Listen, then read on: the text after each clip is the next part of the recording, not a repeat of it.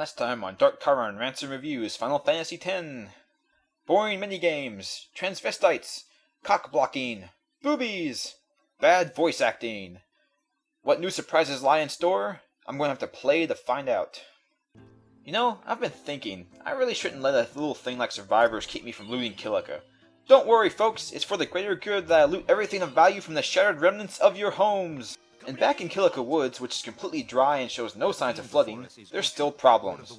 The Crusaders are worried about Lord Ochu, a giant fiend which is terrorizing the woods, as much as an immobile plant can terrorize anything. They claim that not even 100 of them could manage to bring the thing down. So they expect me to believe that they can beat Sin, but they have serious troubles taking down a plant with the devastating power of falling asleep?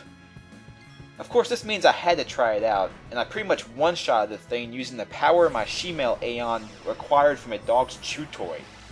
Does this mean I can go kill Sin now and just get this game over with? No. Oh. And now we're back to the fun part of the game, the cloister! I was certain that all this fire was the danger that Waka warned us about, but it doesn't do anything more than act as scenery. By the way, if all this burns down, how does it come back for the next guy? With another Aeon added to the collection, the party ditches the ruined town for the thriving metropolis of Luca. It is on the boat ride to this new destination that Titus learns that Yuna actually met his father 10 years ago. Alright, as it turns out, Jack didn't actually die 10 years ago like Titus thought. He instead was transported to Spirit just like Titus has been. Now this should lead to some really interesting questions, so let's watch. So he's famous here too? That's not exactly the question I had in mind. Whenever I reached this point in the game, I had several thoughts going through my head. If Lord Braska beat Sin 10 years ago, why is there a new Sin? Why isn't Lord Braska just going and killing Sin again? Where are all the old High Summoners? Titus never asks any of these questions. And I know I've heard excuses for this kind of behavior. They say, oh, Titus is just a fish out of water. He doesn't know any better. No, that's stupid. It's not that he's a fish out of water and he's just ignorant about his surroundings. It's that he's just too stupid to think about what's going on around him. It wouldn't matter what time period he's in. He'd still be an idiot. Anyways, the party arrives in Luca, and since Titus hasn't made a complete jackass of himself in the last few hours, he decides to jump up on a crate and yell at the other blitzball teams through a bullhorn. Wait a second. A bullhorn? Isn't that a machine? Didn't we just go through this big long spiel with Waka about how machines are evil and the religion of the world banned their use? What other machines are there in this place?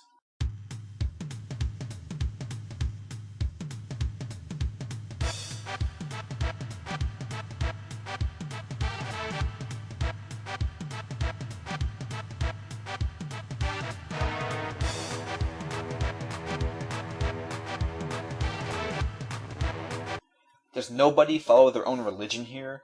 They completely banished the Al Bhed because of their machinery use, and yet this whole city is overflowing with machines.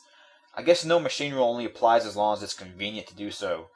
And I know in the real world even, we ignore the harm we're doing to the environment because of our love for technology, but our conservation campaign is a little less compelling in that it's conserve or you damage the environment, whereas in Spira it's turn off the TV or Sin will freaking kill you. And what possible excuse is there for this? Blitzball is really the only entertainment that we have. Entertainment? Play a board game! Or invent a sport that doesn't involve levitating large bodies of water. With all this machinery around here, what does Luca do about Sin? The Crusaders fight to protect it with all their strength. Those guys? Wow, I feel real safe now. You know, maybe if they all weren't here in Luca guarding the Blitzball Stadium, some of them could have been in Kilika keeping it from being destroyed. And to add to the hypocrisy, the leaders of the Yevon religion, called Maesters, show up to endorse the Blitzball game. Wouldn't that be like leaders of the Hindu religion showing up to cheer on people killing cows? I don't know. This game's Sephiroth is shown now, only he's called Seymour. He lets you know right away that he's evil by casting a pedo gaze at Yuna. You know what, nah. I'm just probably being paranoid. There's no way he turns out to be the arch nemesis for the majority of the game. And after this, Titus is told that Auron has been found in Luca. He finds this incredibly hard to believe, even though he did the exact same thing as Auron and got sent to the future. While out searching for Auron, Yuna is considerate enough to go and get herself kidnapped by some Al Bhed, so we don't have to play in the Blitzball tournament. Wait. I am gonna have to play that blitzball game anyway. Ah, damn it. But thankfully there's a delay in that little trip to hell, as Titus, Lulu, and Kamari still have to save Yuna while Waka gets his ass kicked in blitzball. You know, now I kind of wish I was there to see that. Anyway, what we do instead is watch as the party fights the Albed's ultra-powerful secret weapon. Behold, for it comes.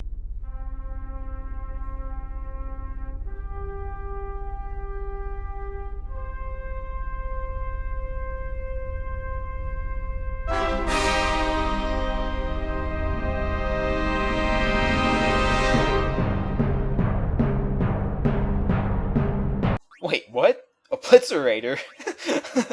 This is ridiculous! The Albed's secret weapon is an old blitzball pitching machine? Oh god, please kill me! But with that out of the way, we find out that Yuna is actually half Albed, and it was her uncle's fault that she was kidnapped. But this has to be kept a secret because Waka is a mindless xenophobe and a religious nut who thinks he's better than everybody else. He is not, however, above faking collapse from injuries to cop a feel off Lulu. Alright, fast forward one pain in the ass minigame later, and fiends suddenly start attacking the stadium. But that's alright, because Oron shows up and kills them all with the power of his awesome! And I guess Seymour helps too.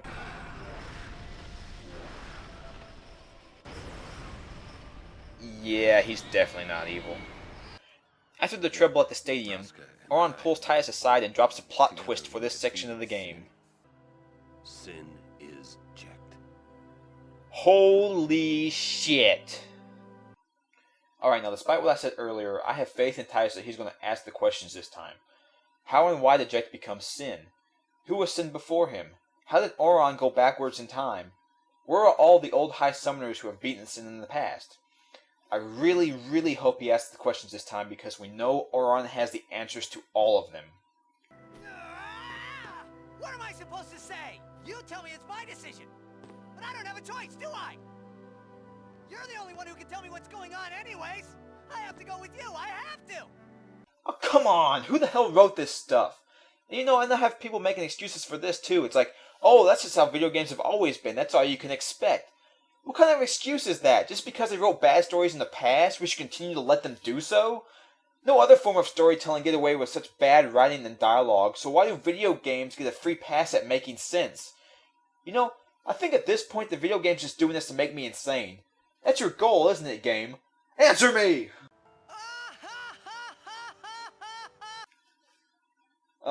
What? No, get away from me!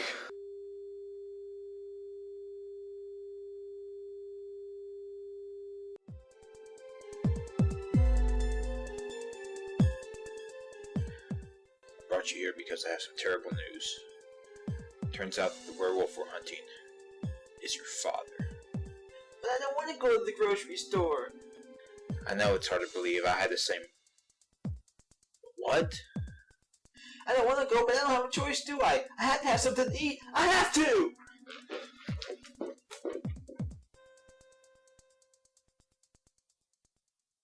You must have been